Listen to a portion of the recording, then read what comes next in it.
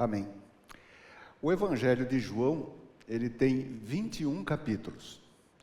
O capítulo 1 até o capítulo 12 formam a primeira parte do Evangelho, que é chamada, essa primeira parte é chamada de Livro dos Sinais. E depois, o capítulo 13 até o 21, é a segunda parte, é chamado de A Hora Gloriosa, ou o Livro da Glória. É assim que os estudiosos propõem.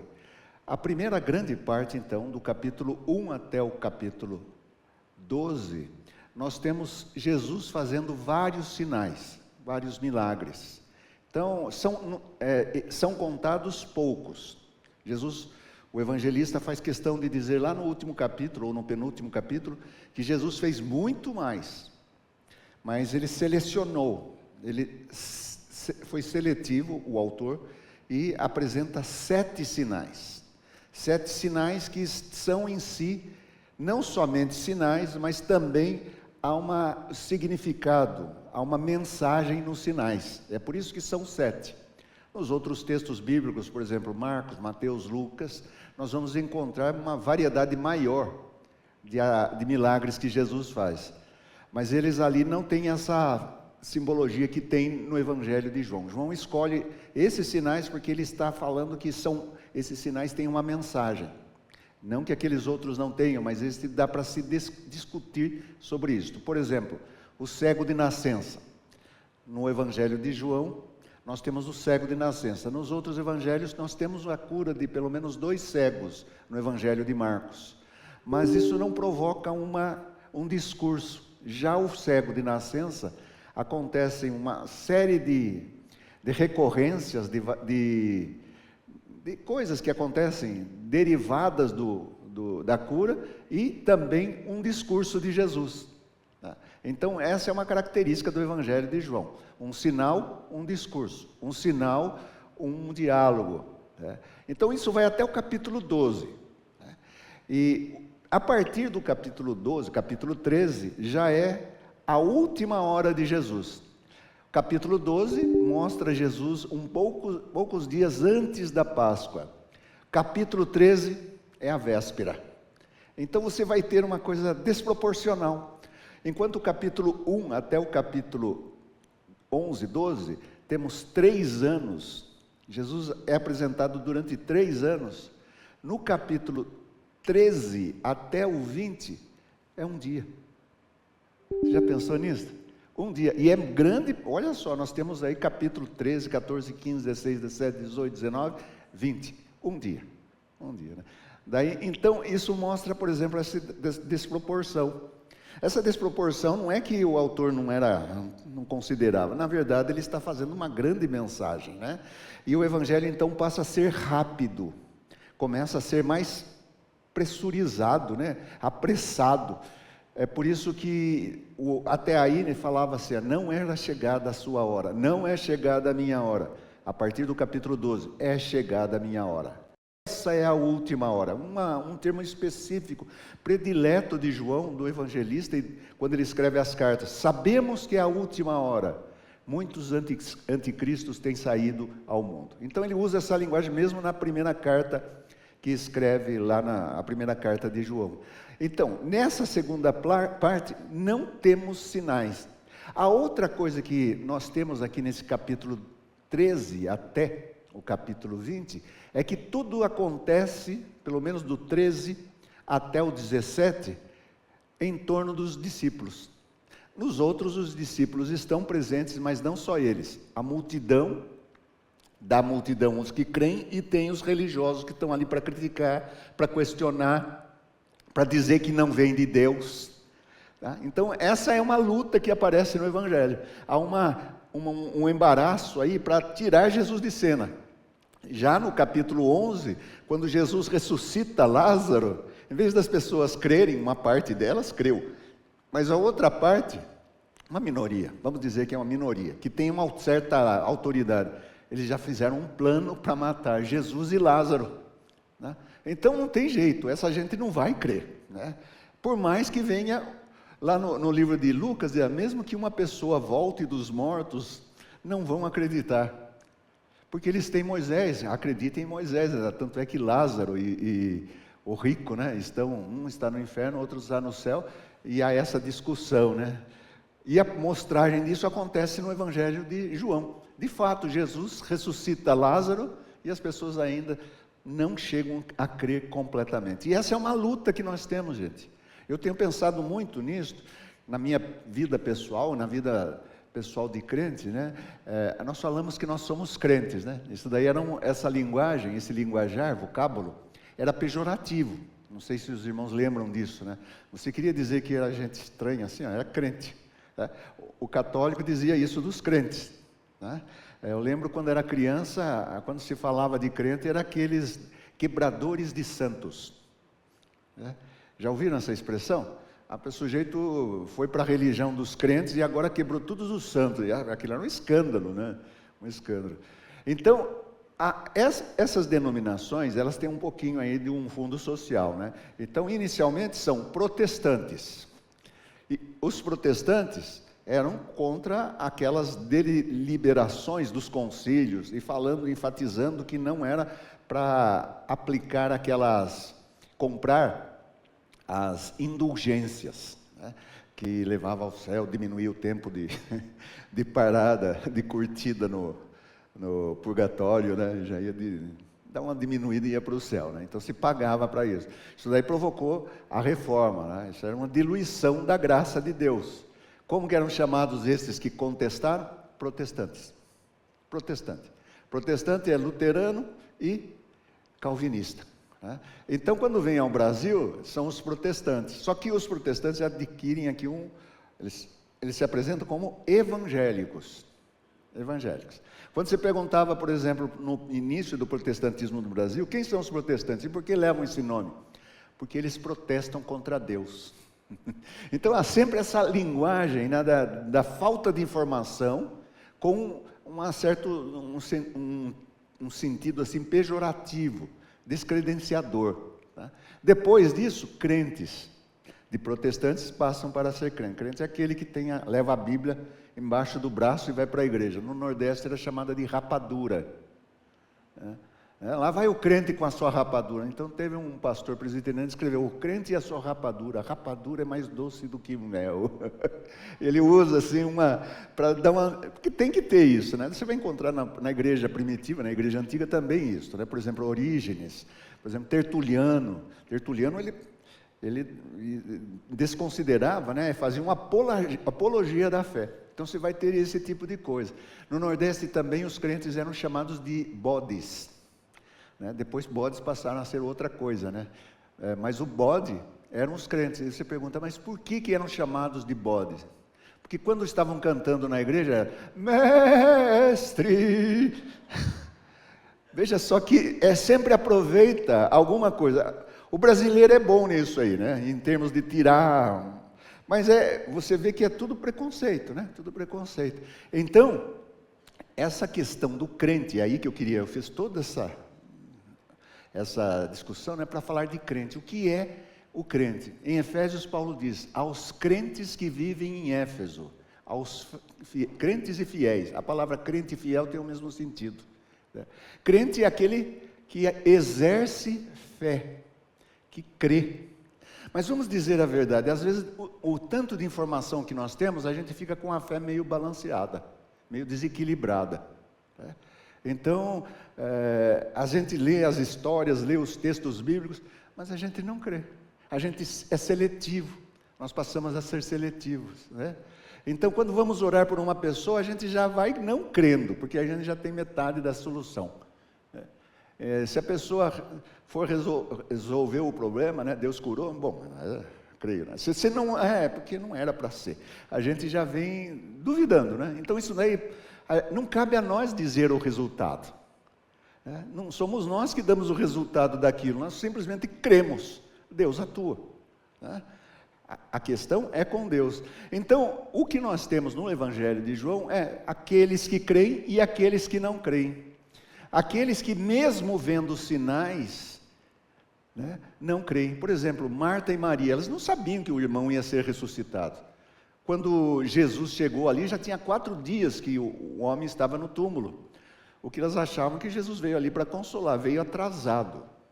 Se o Senhor estivesse aqui, o meu irmão não teria morrido. Então veio atrasado. Então seria um consolo, só que Jesus chegou na hora certa. A hora certa é a hora que Jesus está ali, e Ele é capaz de levantar uma pessoa do túmulo, tirar do túmulo. Então, apesar disto, apesar dos crentes crerem, aqueles que ficam em meio do muro, e aqueles que rejeitam, o Evangelho continua fazendo isto. Ele quer que você creia. O Evangelho é um desafio à pessoa para crer. E agora, tendo falado toda a sua mensagem à multidão, falado a sua mensagem aos adversários que continuam obstinados e que vão provocar a morte de Jesus, Jesus se limita. Capítulo 13, então, uma parte, na metade do capítulo 13, até o capítulo 17, é um discurso só para os apóstolos, que não são chamados de apóstolos no Evangelho de João. É muito interessante isso também. Eles são chamados de discípulos, e Jesus vai chamá-los de amigos. Então, você tem todo esse discurso, são vários discursos, é como relembrando, aqui eu tenho que fazer uma ligação para você, ligando ao Deuteronômio. Lembram-se de Deuteronômio? Deuteronômio tem 4 discursos de Moisés. Deuteronômio é um livro de discursos, que é chamado de segunda lei, no hebraico é Debarim, palavras, as palavras, Deuteronômio significa segunda lei, é uma revisão do que foi falado e como devem se comportar nessa terra que eles vão receber. E acaba com um discurso de despedida. São discursos de despedida, mas no último ele apresenta as bênçãos e as maldições. Então, é muito envolvente. Se a gente lê o texto não como lei, pensando em lei, mas pensando em discursos, você vai ver como é bonito o livro de Deuteronômio. Os estudiosos dizem que Paulo e Jesus eram deuteronomistas. Deuteronômio tem uma linguagem de amor. Ouve Israel, o Senhor vosso Deus, o Senhor nosso Deus é o único Senhor. Amarás o Senhor de todo o teu coração, de todo o entendimento, de toda a tua alma. Entende? Então, qual é o síntese do livro de Deuteronômio? Amor. Amor a Deus. Amor a Deus. E Jesus vai falar isso aqui nesse capítulo 13 a 17. Eu aconselho os irmãos e irmãs a lerem esse texto devagar, lendo assim, degustando, saboreando e percebendo essa linguagem de amor que aparece aí. Aqui, então, nós temos um segundo momento que alguém lava os pés ou derruba alguma coisa, prepara antes das pessoas comerem. Nesse mundo de Jesus, as pessoas lavavam os pés. Era uma ceia, o que se tinha? Ela tinha uma bacia e vinha um servo e lavava os pés dos convidados. Imagina ter isso daí em casa, hoje. Não combina, né? A gente espera que não precise lavar os pés de ninguém. Mas, por exemplo, no Brasil caipira é uma linguagem, quando se fala em caipira, você não está diminuindo, você está dizendo assim, há uma expressão cultural. O Brasil caipira é uma mistura do português com o índio. Esse jeito de falar arrastado, torta e assim por diante, não é porque não sabe falar, é a influência indígena, influência tupi-guarani. Esse R aí não é de Piracicaba. Piracicaba é porque é mais forte, porque a presença indígena era muito forte ali. Não é vergonha. Então, na verdade, o Brasil caipira é isso. O que o caipira faz? Ele vive com o suficiente. Ele tem lá a sua vaquinha, tem a sua hortinha, a sua plantinha, e ali ele vive com o suficiente. Isso é típico de índio. É um pouquinho mais do que índio, porque passou um pouco já para a cultura portuguesa. Mas ainda tem esses resquícios do indígena, que é autossuficiente, ele vive bem ali, bem na sua simplicidade, consegue viver, Então, por que eu estou dizendo isso daí? Eu estou dizendo isso porque o caipira tinha essa mania de a mulher lavar os pés dele. Não sei se vocês conhecem isso, É um pouco antigo isso, Eu era criança quando sabia disso, Meu avô, meu pai, minha mãe lavava o pé do meu pai, era do sítio. Era da roça, não tinha, era a base de lamparina, então havia esse negócio de lavar os pés, que é um serviço, é uma atitude, uma atividade de servo. Aqui está muito presente, né? Aqui é muito claro. Então, uma pessoa lavava os pés quando chegava na casa de alguém. Jesus chegou na casa do Simão, o fariseu, e ele não deu uma bacia para lavar os pés. Aqui, Jesus pega uma toalha, coloca na cintura. Cingir é uma palavra que a gente não usa muito. Cingir é colocar uma cinta. Cingiu isto, e então, com a tina, ele passa a lavar os pés dos discípulos.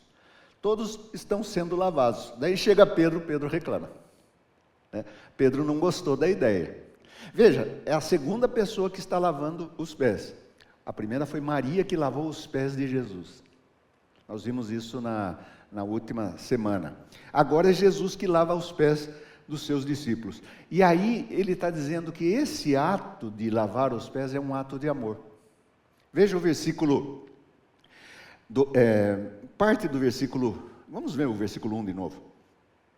Ora, antes da festa da Páscoa, sabendo Jesus que era chegada a sua hora de passar deste mundo para o Pai, tendo amado os seus que estavam no mundo, amou-os até o fim.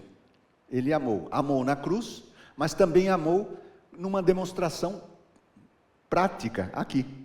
Durante a festa, vem depois esse texto explica o anterior. Durante a festa, tendo já o diabo posto no coração de Judas, o Iscariote, ele sempre lembra do Judas. O Judas está desde o começo lá, está sendo lembrado, né? A história já é sabida, né? Simão, filho de Simão, que traísse a Jesus, sabendo que o Pai tudo confiara, né? Versículo 4, aqui é uma digressão. Levantou-se da ceia, tirou a vestimenta de cima e, tomando uma toalha, cingiu-se com ela. Depois deitou água na bacia. Imagina o que aqueles homens estavam vendo ali. Jesus vai ter uma ceia, Jesus pega a bacia e joga água, né? E passou a lavar os pés aos seus discípulos e a enxugar-lhes com a toalha com quem estavam cingidos. Eles não estão entendendo nada, né? Isso está muito fora, está discrepante com a prática. Quem deveria estar fazendo isso seria uma escrava, uma pessoa de menor estatura. Aqui você tem o Senhor fazendo isso. Então, a discrepância está aí, é um exemplo prático, né? Aí chega a hora de Pedro. Pedro sempre é mais sincero, né? Pedro chamaria hoje no Brasil de sincerão, né? Quando a pessoa não mede as palavras, né, vira até jocoso isso daí, né? Ou sincerão, né? Ninguém quer ser sincerão também, né? O que fala, o que pensa, né? O Simão então disse: Senhor, se tu me lavas os pés a mim, de jeito nenhum, Chegou lá para o Pedro, daí Jesus dá uma resposta para Pedro: o que eu faço não sabe agora, compreendê-lo-á depois. Disse-lhe Pedro: opa, nunca me lavarás os pés. Ele já não entende e agora já repisa, né? Disse-lhe: nunca me lavarás os pés. Respondeu Jesus: se eu não te lavar, não tem parte comigo. Veja, Pedro ama Jesus como um amigo, né? Daí o Pedro responde de novo, porque é um diálogo, né? Então Pedro lhe disse, ele pediu: Senhor, não os pés, então a cabeça, tudo que puder, né? Daí Jesus também fala: Pedro, você não está entendendo nada mesmo, né? Quem já tomou banho não precisa, é só lavar os pés, né? Então Pedro falou isso, declarou-lhe Jesus: quem já se banhou, versículo 10, não necessita de lavar senão os pés, quanto ao mais está todo limpo. Vós estáis todos limpos, mas não todos, pois ele sabia quem era o traidor. Aí vem a aplicação no versículo 12.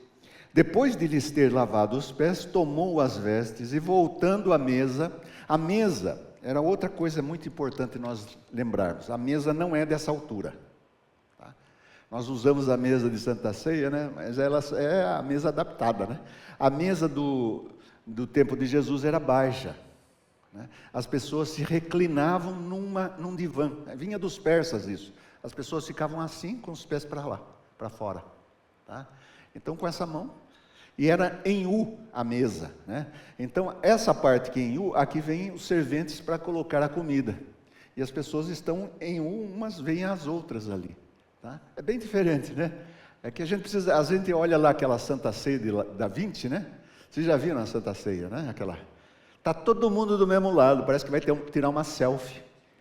É? Ninguém senta daquele jeito, né? Mas para o da 20 tinha que ser aquilo, né? Na verdade, as pessoas estavam uma de frente com a outra, né? Fazendo esse U, tá? Então, Jesus explica: compreendeis o que vos fiz? Vós me chamais o Senhor, Mestre e o Senhor, e dizeis bem, porque eu o sou. Ora, se eu, sendo Senhor e Mestre, vos lavei os pés, também vós deveis lavar os pés uns dos outros. Veja que Jesus usa uma linguagem, no Evangelho de João sempre aparece isso, uma linguagem quase que cifrada, com duplo entendimento. É importante nascer da água, né? Nascer de novo. O Nicodemos diz: mas como que nasce um homem velho? Volta ao ventre de sua mãe? Não, que é nascido da carne é carne, que é nascido do Espírito é Espírito. Então, há sempre um mau entendimento.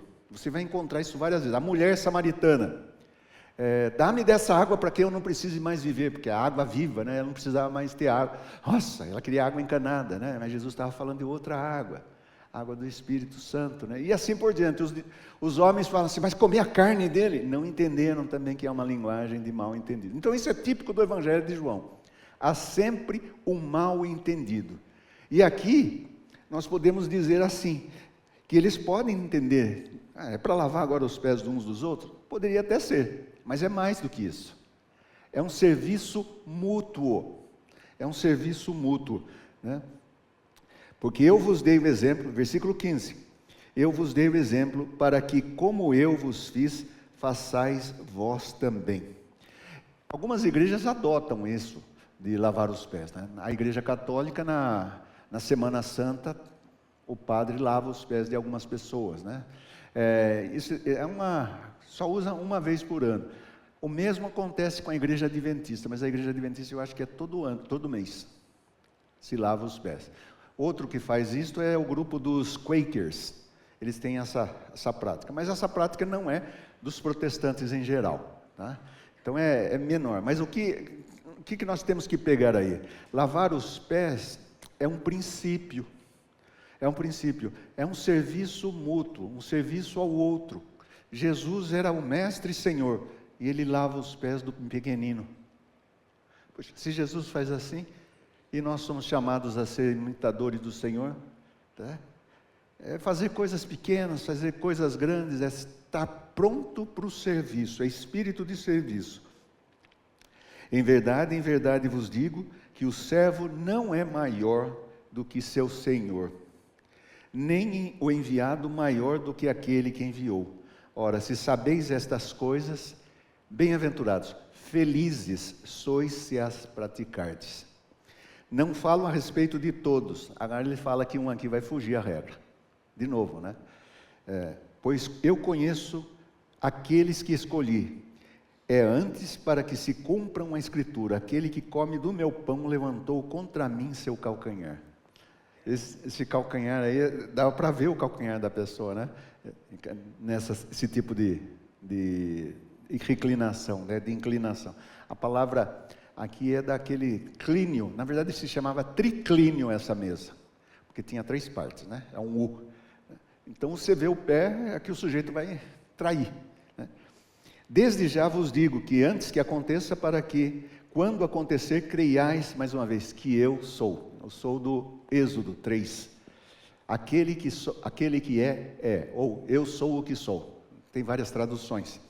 Em verdade vos digo, quem recebe aquele que eu enviar, a mim me recebe, e quem me recebe, recebe aquele que me enviou. Aqui ele faz um jogo de palavras, né? Aquele que me recebe, recebe a quem me enviou, né? Ou em verdade vos digo, quem recebe aquele que eu enviar, recebe a mim, e quem me recebe, recebe a Deus. Receber um discípulo pequeno é receber Jesus. Receber Jesus é receber a Deus. Então, neste sentido, já trata de um princípio muito valorizado nas Escrituras e no Novo Testamento: hospitalidade. Hospitalidade. Nós somos hospitaleiros? Essa época aqui, geralmente, a gente vem aqueles parentes que a gente não vê, né? E vem na nossa casa. Aí nós somos obrigados, né? Aquelas questões de ser obrigado, né? Mas aquele que é hospitaleiro, ele nunca se vê obrigado, ele vê como um privilégio. O livro de Hebreus diz assim, que pessoas que não eram para desconsiderar a hospitalidade, porque muitos, quando hospedaram pessoas, sem saber, estavam hospedando anjos. Lá no Antigo Testamento tem essas questões, né? Abraão que recebeu os anjos, às vezes pensando que é um homem, mas é um anjo. Então, a hospitalidade tem a ver com receber as pessoas como anjos, como enviados. Veja que a linguagem é essa, a palavra anjo significa mensageiro. Mensageiro enviado de Deus. Então, receber uma pessoa é receber como um enviado. Então, nós fazemos isso? Vamos pensar nisso, né? É uma marca cristã. Será que a gente é um bom hospedeiro? A Bíblia diz que Deus, no Salmo 23, que Ele nos recebe à sua mesa. O nosso cálice transborda. Ele passa o óleo, que é o óleo do hospitaleiro, né? Essa parte é Deus como anfitrião. E habitarei na casa do Senhor. Não é habitarei nos pastos do Senhor. Aqui já mudou a figura, né? Habitarei na casa do Senhor para todo sempre. Quer dizer, nós somos hospedados por Deus e depois passamos a ser habitadores, né? Moradores do céu. Moradores de Deus. Veja, se Deus é hospitaleiro, por que eu não vou ser? E aí eu fico perguntando, por exemplo, me pergunto às vezes como é que nós recebemos as pessoas, né? Na igreja, por exemplo, vem um culto, né? A gente fica com medo da pessoa ficar sem graça. Não tem essa conversa, gente, todo mundo é ser humano, né? As pessoas gostam, querem ser bem recebidas, né? Se a gente vê uma pessoa que não é daqui, vamos lá estender a mão, né? Porque é muito fácil a gente ficar, e é muito natural nós ficarmos acomodados no nosso lugar, né? Nós não vamos até o outro, não quebramos aquela barreira de não conhecer e chegar, porque é uma barreira que nós temos, né? Chegar até o outro, oferecer um cafezinho, vamos tomar um café, tem café aí, não precisa, café a igreja passa, dá, né? Tem um biscoitinho lá, vamos tomar um biscoitinho para bater papo, conversar, falar, porque nós recebemos como Jesus nos recebeu. Então a igreja tem sempre que ter isto, né? Ter essa questão dos hospitalares. Havia um tipo de regra na Idade Média que eram os hospitalares, da onde vem o hospital, né? As pessoas que hospedam bem. Então, esse é um sinal, mas vai mais do que isso, né? Aí, o texto vai dizer que nesse momento que estava uma conversa boa com os discípulos, Jesus se angustia. É a segunda vez que Jesus se angustia no Evangelho de João. A primeira é quando foi até o túmulo de Lázaro, e ele ficou muito mexido, motivado, houve uma forte emoção e ele chorou. Aqui nós também temos esse momento, é um momento assim, né, um misto de emoções, há uma alegria, né, está se celebrando uma ceia, e agora Jesus fica angustiado. A palavra angústia significa luta, tá? É uma luta que ele está tendo. Ditas estas coisas, angustiou-se Jesus em espírito e afirmou. Agora vem uma expressão em termos de tristeza. Mesmo o traidor, Jesus não trata de maneira banal. A tendência nossa às vezes lembro de quando era menino, os meninos pegavam no sábado de aleluia, faziam um boneco de Judas e malhavam Judas. Quem já fez isso aí? Poxa vida, hein? Tudo gente boa. Isso daí é folclore, né? É folclore. Então, aqui, né, poderia fazer isso. Jesus não faz isso, né? Ele ficou angustiado. E olha a palavra dele que vem no meio da tristeza. Em verdade vos digo que um dentre vós me trairá. Essa é uma declaração profética. Jesus está fazendo uma profecia, um de vós. Então os discípulos olharam uns para os outros, sem saber a quem ele se referia, e nem sabiam do que ele falava. Está certo que há sempre essa pressão, Jesus vai sofrer a morte, do jeito que está, vamos sofrer daqui a momento, né? Mas eles não conseguem sair de Jesus, de perto de Jesus. Vamos lembrar disto, né? Nós temos 2000 anos de cristianismo, a gente já tem os nossos pressupostos, a maneira de olhar, né? Vejamos lá no começo, eles nem sabiam que Jesus ia para a cruz. Eles sabem que haverá oposição, mas agora aqui de dentro do nosso grupo, aí muda tudo, né? Então, os discípulos perguntaram uns para os outros a quem ele se referia. Ora, ali estava chegado a Jesus um dos seus discípulos, a quem ele amava. Pensava assim, porque em Lázaro diz assim, aquele que o Senhor ama está à morte, né? Lázaro, né? Alguns achavam que era Lázaro, mas é mais claro, ou mais aconselhável pensar que se trata de João, né? Então ele estava ali, e ele se reclina ao peito. Lembre-se dessa maneira de comer, né? Ele está reclinando um perto do outro, assim, né? Ficava 3 pessoas e um tem uma proximidade. Pedro está um pouco mais distante. E aí vem uma coisa interessante. Você tem João de um lado e Judas do outro. Tá? Então, vamos ver aqui, né? O texto vai falar por si mesmo, né? Ali estava chegado Jesus, um dos seus discípulos, a quem ele amava. A esse fez Simão Pedro um sinal. Simão estava mais longe, dizendo-lhe, pergunta a quem ele se refere. Então aquele discípulo, reclinando-se sobre o peito de Jesus, perguntou-lhe, Senhor, quem é? De maneira sussurrada, viu? Não é uma coisa assim, declarada, é um sussurro, né? De gente que está falando para perto. Daí Jesus responde, né? Dizendo-lhe, então aquele discípulo reclinando, pergunta a Jesus, quem é? Versículo 26, respondeu Jesus, é aquele a quem eu der o pedaço de pão molhado. Havia tinas, pratos fundos, que tinham os molhos, né? Isso daqui, na verdade, seria a Páscoa que Jesus está celebrando com eles. Os molhos, as ervas amargas, né? E o pão. O pão era um alimento muito especial, muito essencial. Pão nosso de cada dia. É pão mesmo. É um alimento para a pessoa. Havia também um mingau de cereal. Mas aqui, ele pega um pedaço de pão, molha e dá para Judas. Esse é um ato, na verdade, vamos dizer assim, de muita consideração. É como se você servisse a outra pessoa, não, dá aqui seu prato, eu coloco para você.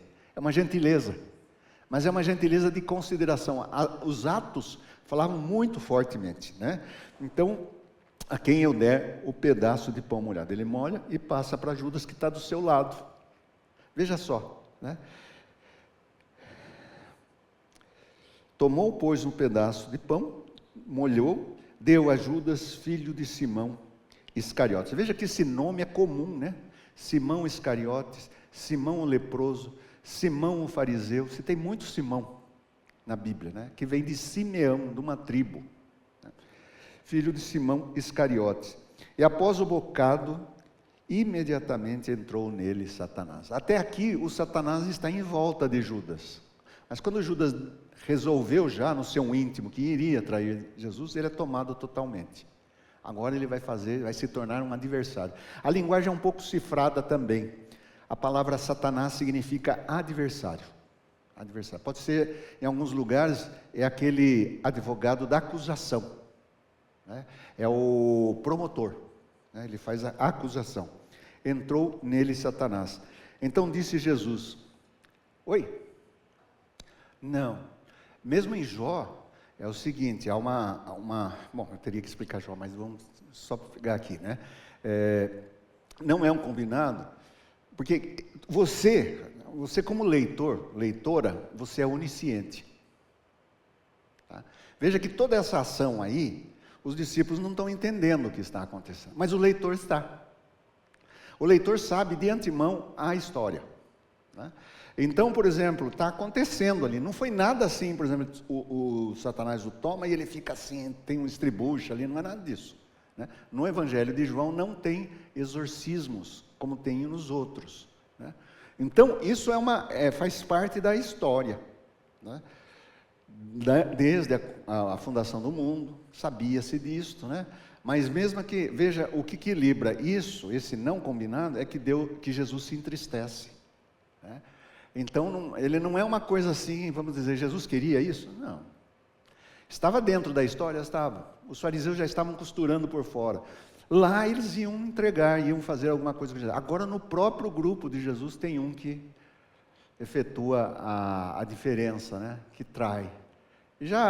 Agora, o Evangelho de João tem uma coisa interessante. Ele vai mostrando, dando mostras, como o coração de Judas vai crescendo na sua afronta a Jesus. No último capítulo, a mulher derrama o perfume nos pés de Jesus, e ele, que desperdício, né? Então ele vai tendo umas coisas assim que vão acontecendo, né? E aqui é a cena total, né? Tem. Quem pensa muito em dinheiro pode ser dominado pelo dinheiro, né? Então tem um pouco disso, sim. O texto vai dizer um pouquinho mais para frente, que quando Judas sai, eles pensam que é para dar... Veja como é uma contradição, né? Judas é o sujeito solidário com o dinheiro dos outros, né? Com o dele não. Ele faz o seguinte, ele é a pessoa que tem a bolsa.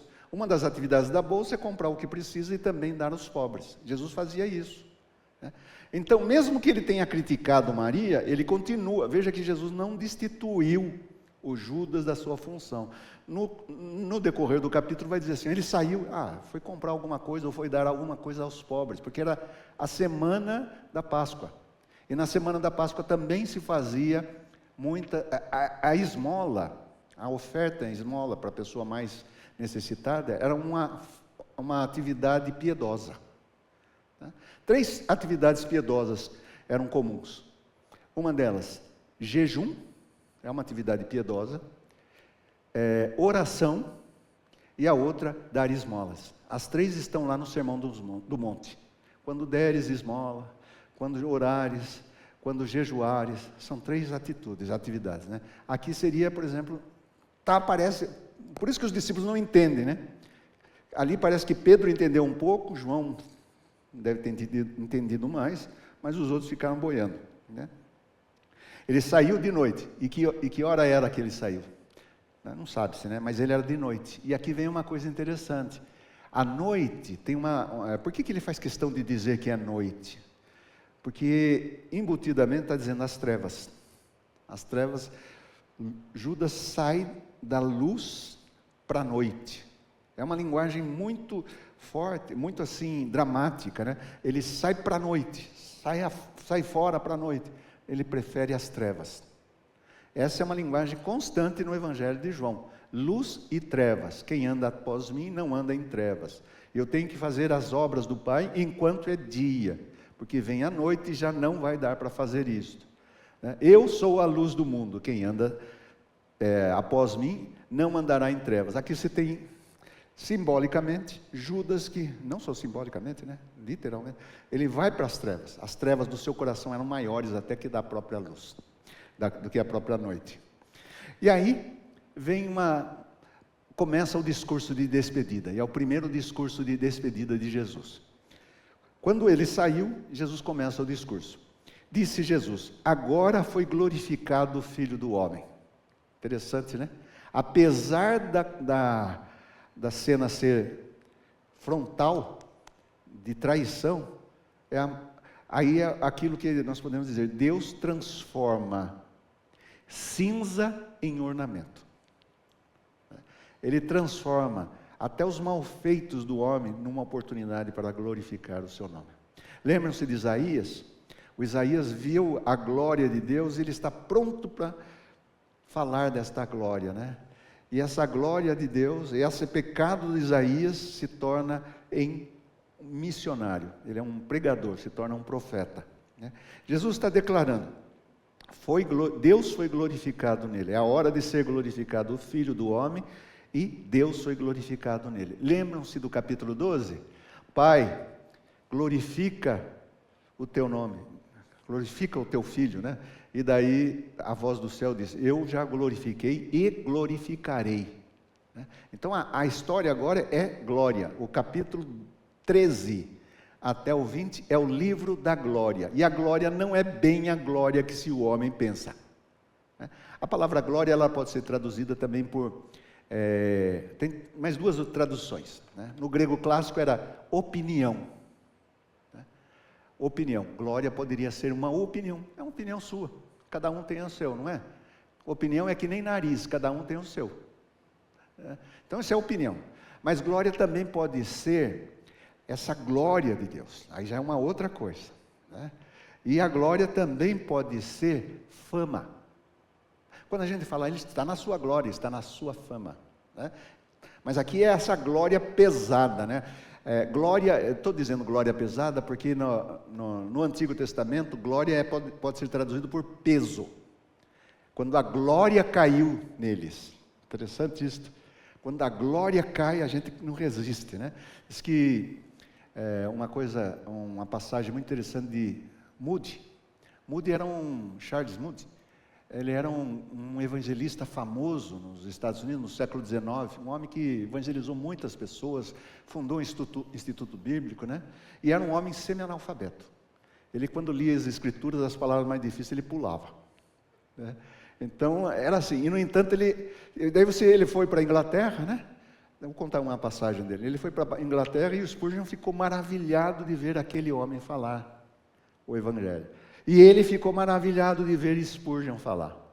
E aí você tem dois grandes. Você tem um homem semi-analfabeto e um homem erudito. E os dois se impressionam mutuamente. Ou seja, as pessoas são o que são e elas não são em si. Elas promovem para Deus. Então ele fez isso. E deles que ele orava, pedindo a Deus que o visitasse com o seu poder. Né? E um dia ele estava... E as mulheres oravam por ele, para que ele fosse visitado pelo poder de Deus. Diz que ele estava na rua, cidade, assim, daqui a pouco ele foi tomado por Deus, e ele caiu no chão, e ele não estava aguentando, ele sentiu que era a glória de Deus que estava ali, ele disse, Senhor, para, senão eu morro. A glória de Deus foi tão grande, que ele chegou a um ponto, né? Então você tem um momento aqui de glória, essa glória não é abstrata, é uma glória visível, uma glória que vai acontecer, a fama de Jesus, mas vai glorificar o seu nome, como as águas cobrem o mar. É essa a ideia de glória, né? Então, será glorificado, e se Deus foi glorificado nele, também Deus o glorificará nele mesmo. Aqui vem uma linguagem de glória constantemente. Glorificá-lo-á imediatamente. E aí vem o único lugar que Jesus usa essa palavra, filhinhos. Filhinhos. Ela pode ser traduzida por criancinhas. Tá? Ele chama seus discípulos de filhinhos. João usa isso na primeira carta. Filhinhos, esta é a última hora, e sabeis que é a última hora. Então é uma linguagem joanina. Filhinhos, ainda por um pouco estou convosco. Buscar-me-eis, e o que eu disse aos judeus, também agora vos digo a vós outros. Para onde eu vou, vós não podeis ir. Então, ele diz assim, o tempo todo eles estão com Jesus, mas haverá um momento de separação. Eu estou para ir e vocês não podem ir. Lembre-se que no começo do capítulo ele está dizendo, olha, ele veio do Pai e agora vai para o Pai. O Evangelho de João, ele faz uma curva. No princípio era o Verbo estava com Deus e o Verbo era Deus. Daí ele se encarna, anda entre os homens e volta. A morte de Jesus e ressurreição é o retorno ao Pai. Então ele está já antecipando algumas coisas que vão acontecer. Jesus então tem fé. Ele tem fé que ele vai morrer, mas que ele não vai ficar no túmulo. Então Jesus também é um exemplo de fé, de crer. Novo mandamento vos dou. Já havia outros, né? Mas aqui ele vai aprimorar o mandamento de amar os outros, uns aos outros. O amor, esse é o mandamento que Jesus já tinha dado. Mas veja o que ele vai dizer aqui. Novo mandamento vos dou, que vos ameis uns aos outros. Bom, isso daí é mandamento velho. Está lá em Deuteronômio. Assim como eu vos amei. E aí vem a diferença. Amar como Jesus amou. É diferente. Amar como, nós dizemos, eu amo como eu me amo. Eu não posso viver sem mim. Então, esse tipo de amor é limitado. Amar uns aos outros com deferência, ainda tudo bem, mas amar como Jesus nos amou é diferente. Um amor que pode ser sacrificial. O que diz Evangelho de João, capítulo 3,16? Alguém pode recitar para nós? É um texto bem conhecido. Isso. A gente precisa só ser mais uníssono, né? Mas é isso mesmo, né? Porque Deus amou o mundo de tal maneira que deu seu Filho unigênito para que todo o que nele crê não pereça, mas tenha vida eterna. Promessa. João 3,16. Agora, alguém conhece João, primeira carta de João 3,16? Abre aí. Vadinho, abre para nós e lê esse 3,16. Primeira carta de João 3,16. Veja que coincidência. Mas lê para nós aí, para quem não conhece. Finja que não conhece. Tem que participar, né? Colaborar com a gente. Vem só para criticar a gente, não dá, não. O que diz aí, Vadinho? Notaram? Nós conhecemos capítulo 3,16, mas primeira carta de João 3,16, ele repete. E que é aqui que ele está dizendo: um novo mandamento vos dou, que ameis uns aos outros como eu vos amei. Opa! O padrão ficou mais alto. Amar o outro como Jesus ama, quer dizer, perdoar o tempo todo, ter um coração que abraça, que recebe, que serve. É muito mais forte, né? É muito mais forte, né? É diferente da gente estar lá assim animado no canto. Ai, Senhor, eu te amo, né? E daqui você diz: agora então mostra que você ama. Ame o seu próximo. Ame aquele que ofendeu você. Ame a ponto de perdoar aquele pessoa que ofendeu você. Esse é o amor de Deus. Esse é o amor de Jesus. Jesus ficou triste com Judas porque ia trair. Aqui depois vai ter uma outra pessoa que também vai aprontar, né? Mas vamos ver um pouquinho mais, né? Nisto conhecerão todos que sois meus discípulos, se tiverdes amor uns aos outros. Não serão conhecidos porque tem uma igreja bonita. Não serão conhecidos porque tem um chibolé conhecido, né? Quer dizer, um padrão, uma linguagem de crente. Não serão conhecidos porque tem uma Bíblia debaixo do braço. Serão conhecidos pelo amor que tem uns pelos outros. Isso é muito importante. Isso que é a regra de fé. É a regra de fé. E a continuação. Perguntou-lhe Simão Pedro. Simão aparece várias vezes. Senhor, para onde vais? Ninguém ousou perguntar, mas todo mundo queria perguntar isso. Ô Senhor, para onde o Senhor está indo? O Senhor fala difícil. Jesus fala difícil, né? É que o texto não dá para contar todas essas coisas assim. As pessoas estão olhando lá, né? Tem uma certa etiqueta, mas são pessoas humanas. Respondeu-lhe Jesus. Ele repete: para onde eu vou, não me pode me seguir agora. Mais tarde, porém, me seguirás. Falando direto para Pedro. Aqui Pedro está recebendo uma profecia, que vai se cumprir lá no capítulo 21 do Evangelho de João. Replicou-lhe Pedro: Senhor, por que não posso seguir-te agora? Por ti darei a própria vida. Olha só, Jesus não falou isso? Quem me ama dá a vida por mim, né? Deem a vida uns pelos outros. Eu dou a minha vida por ti. E ainda Jesus não deu a vida. Note que Jesus vai dar a vida lá no capítulo 19. Por enquanto, Pedro está falando de uma maneira assim, retórica. Sabe quando a gente usa o mau sentido da retórica? Não, isso é retórica, né? Isso é retórica. Era uma pergunta retórica, né? Era para não responder, né? Por ti daria a própria vida. Respondeu Jesus: darás a vida por mim? Isso aqui é um pouco irônico, tá? Darás a vida por mim? E aqui vem a palavra solene: em verdade te digo que jamais cantará o galo antes que me negue 3 vezes. Uma profecia. Essa profecia assim: olha, Pedro, você vai fazer isto. Ou seja, Jesus fala como ungido do Espírito Santo, né? E aí termina esse primeiro discurso. Daí vem o segundo, né? Que começa no capítulo 14 e assim por diante. Mas eu acho que está bom por hoje, né? É muita coisa. O que os irmãos acham, podem dizer, complementar aí? Na hora ele está cheio de coragem. Pedro tem assim, Pedro é cheio de coragem, tem hora que ele dá uma atrasada, né? Pedro é um exemplo de cristão mesmo, né? A gente fala, mas daí na hora assim, opa, né? Dá uma retrocedida, ele vai retroceder, né? Então, nesse momento, ele recebe, mas não entende também. Eu acho que ele não entende, ele só vai entender quando o galo canta. No segundo século, houve um grupo que Jesus tinha predito, os discípulos predisseram que haveria muita perseguição. A perseguição brava mesmo, ela acontece no segundo século, não acontece no primeiro. No primeiro século era uma perseguição pontual, aqui e ali, às vezes pode acontecer num lugar, não acontecer em outro, então era pontual. Mas no segundo século começam a vir as perseguições mais programáticas, mais sistematizadas, porque o cristianismo cresceu muito.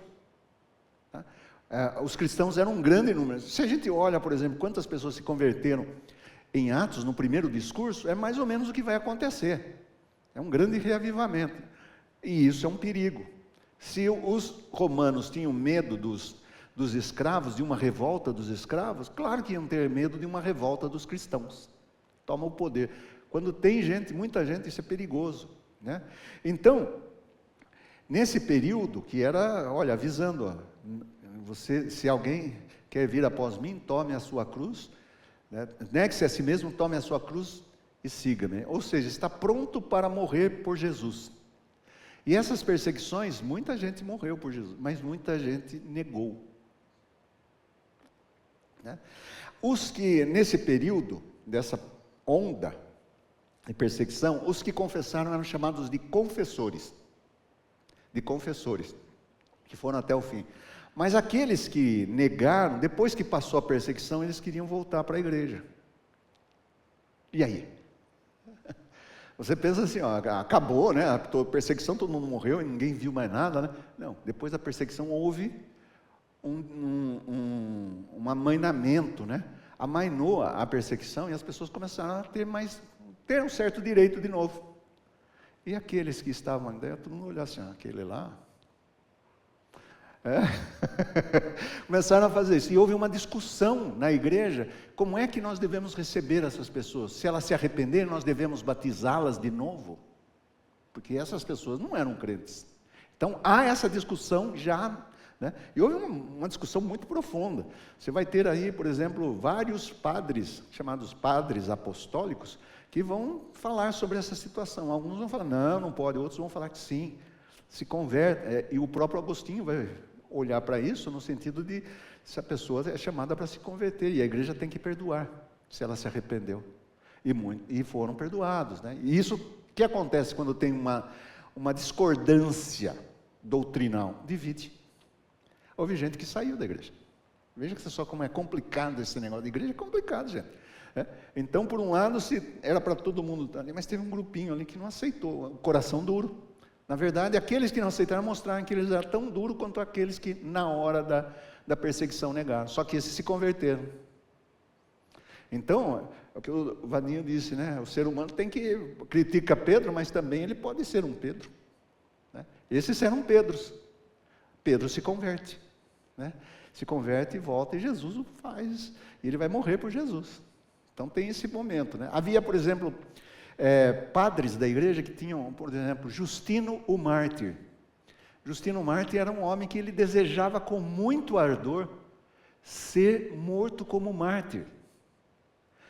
Havia perseguição e ele sonhava em ser mártir. Ele dizia assim, os dentes dos leões vão massacrar meus ossos, vão roer.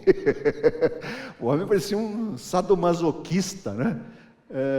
E era um homem de Deus, só que tinha esse negócio, essa obsessão, e foi morto desse jeito. Já tinha Policarpo de Esmirna, que ele fez de tudo para não cair, e era o certo, você fugir Paulo foge dos seus perseguidores, e assim, mas quando pega, enfrenta a morte, né?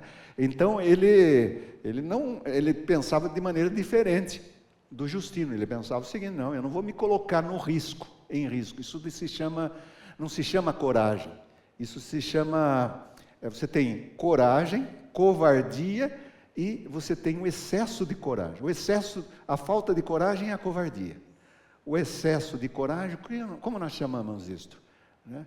Quando a pessoa fica sem juízo. Por exemplo, esses jovens que vão e se jogam naqueles bungee jump, aquilo é um tipo de temeridade. A palavra é essa, temeridade.